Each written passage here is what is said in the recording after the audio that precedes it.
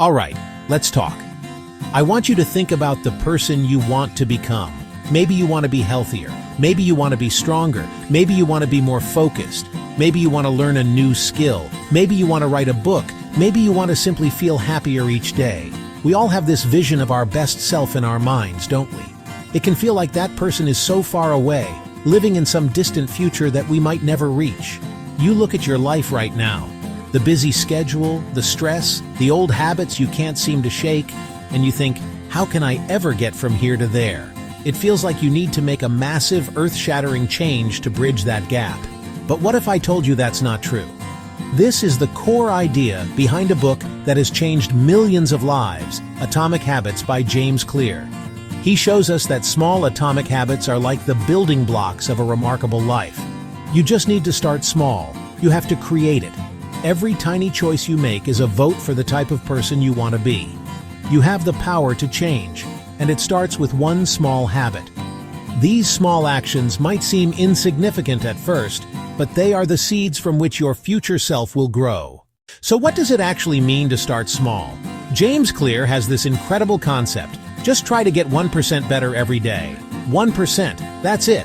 It sounds so small, it almost sounds pointless, right? 1% is manageable. If you want to start exercising, 1% better isn't a 1-hour gym session. It's doing one push-up. If you want to read more, it's not finishing a chapter, it's reading one page. This approach removes the pressure and the fear of failure that so often stops us before we even begin our journey. Now here's where the magic happens. That tiny 1% improvement doesn't seem like much today or tomorrow.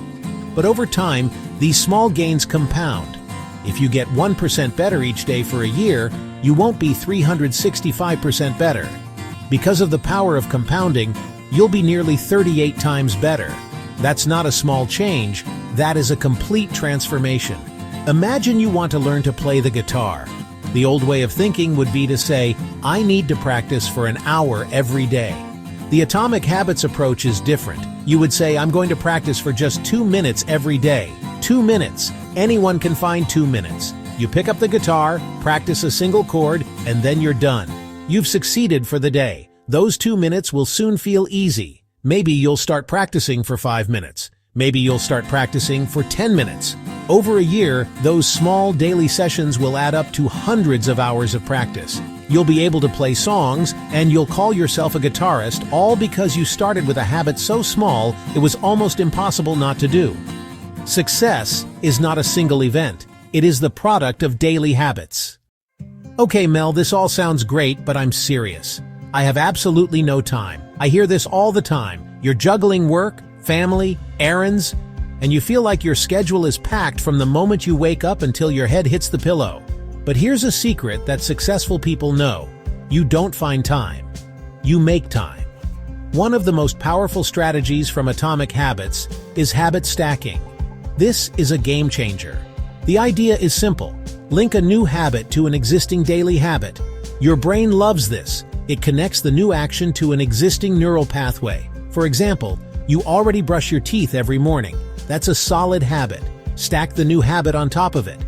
After I brush my teeth, I will do 1 minute of stretching. See how easy that is. Do you make a cup of coffee every morning? While my coffee is brewing, I will write down one thing I'm grateful for. After I get into bed at night, I will read 1 page of a book. Be very specific. Don't say, I'll meditate more. Say, after I finish my lunch, I will sit at my desk and meditate for 1 minute. The formula: after current habit, I will, new habit. This is your golden ticket to building routines without needing more time. Your current habit triggers the new one. It's a built-in reminder. Stop and think right now. What one habit do you do every single day without fail? Making your bed, taking a shower, turning off your computer at the end of the workday? Pick one. Decide what tiny 2-minute habit you can stack on top of it. This is how you start making time, even when you think you have none.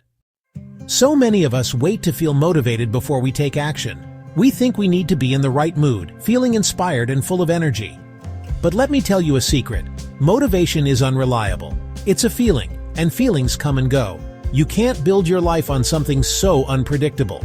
If you only work on your habits when you feel like it, you'll never be consistent. Consistency is everything. Successful people don't have more motivation than you. They take action even when they don't feel like it. They rely on systems, not feelings. 2. Minute rule from Atomic Habits. It's simple, yet powerful. Start new habits under 2 minutes. Almost anyone can do 2 minutes. It's hard to say no. You want to read more? Not a book a week. Read 1 page. You want to start running? Not a 5K. Put on your running shoes. Step outside. That's it. You can stop after 2 minutes. The goal is showing up. The 2-minute rule builds identity. Read 1 page. You are a reader. 1 push-up. You exercise. 1 sentence. You are a writer. You're casting votes for your identity. Once you've started, you often keep going. The hardest part is getting started. The rule makes starting ridiculously easy. Already in shoes and outside? Maybe go for a short walk or jog. If not, you still won. Stop waiting for motivation. Make habits so easy you don't need it. Scale goals to 2-minute versions. Roll out the yoga mat. Put 1 dish in the dishwasher. Build systems that work on your worst days, not just your best days. Master the art of starting. No more waiting for motivation. Have you ever walked into your kitchen intending to grab a healthy snack, but you see a bag of chips on the counter and grab that instead? Or maybe you wanted to go to bed early, but your phone was on your nightstand and you ended up scrolling for an hour. It's not because you have weak willpower. It's because your environment is working against you. James Clear explains that we are all powerfully influenced by the cues in our environment. The things we see and interact with every day silently shape our choices. The good news is, you can take control of this. You can become the architect of your environment and design it to make good habits easy and bad habits hard. Let's start with making good habits obvious. If you want to build a new habit, you need to make the cues for it visible and unavoidable. Do you want to drink more water? Don't just hope you'll remember. Fill up a water bottle and place it right on your desk where you can't miss it. Do you want to practice guitar? Don't keep it in its case in the closet. Put it on a stand in the middle of your living room. The more visible the cue, the more likely you are to act on it. You are essentially creating little visual reminders that nudge you toward your goals throughout the day, making your good habits the easy default choice.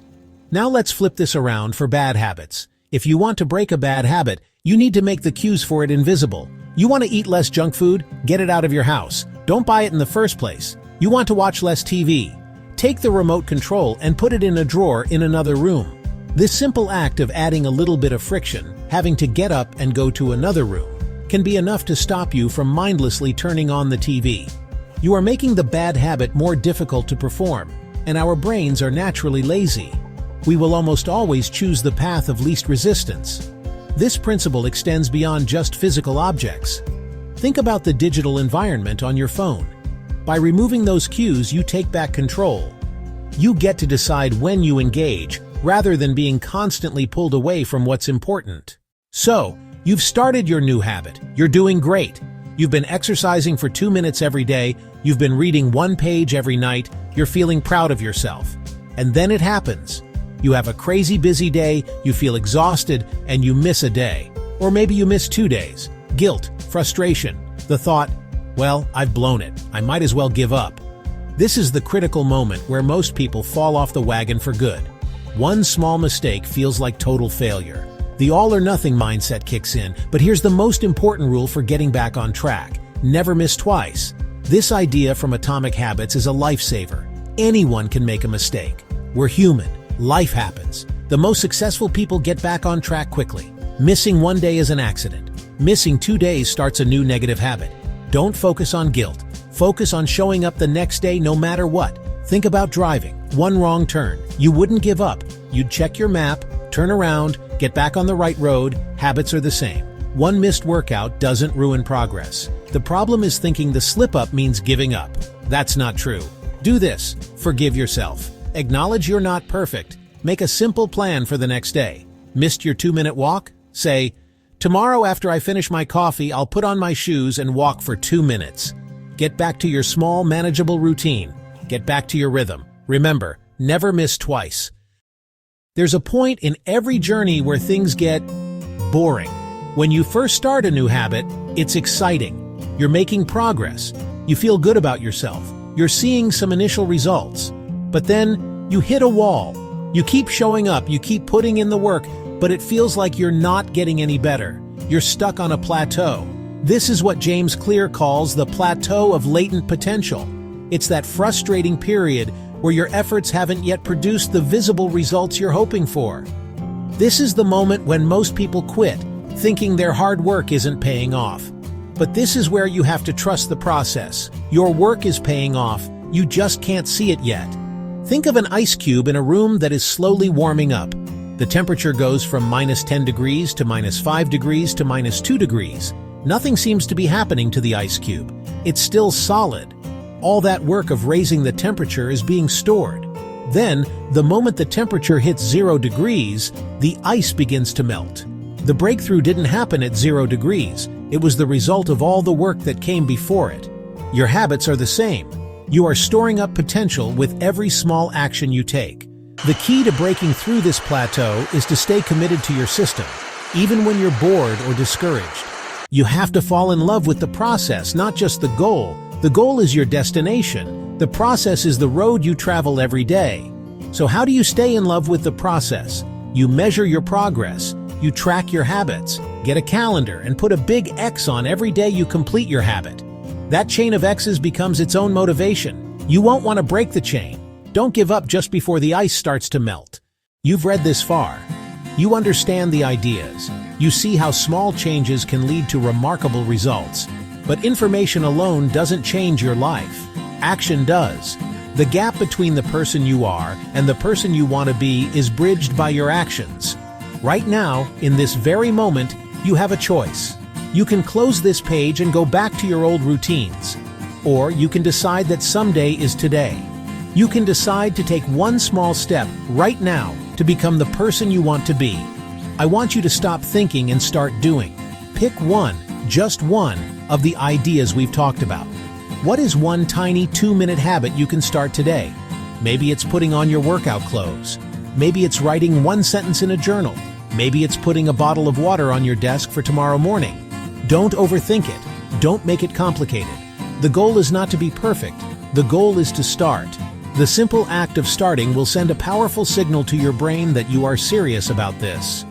Your future is not determined by the big, grand gestures you make once a year. It is determined by the small, consistent choices you make every single day. Every action you take is a vote for the type of person you wish to become. Today, you have the chance to cast a vote for your future self. Make it a good one. Don't let another day pass by where you just wish for change. Be the change. You have everything you need to begin. So, here is your call to action. Right now. What is the one 2-minute action you will take? Decide on it. And then go do it. This is your moment. This is your first step. You can do this.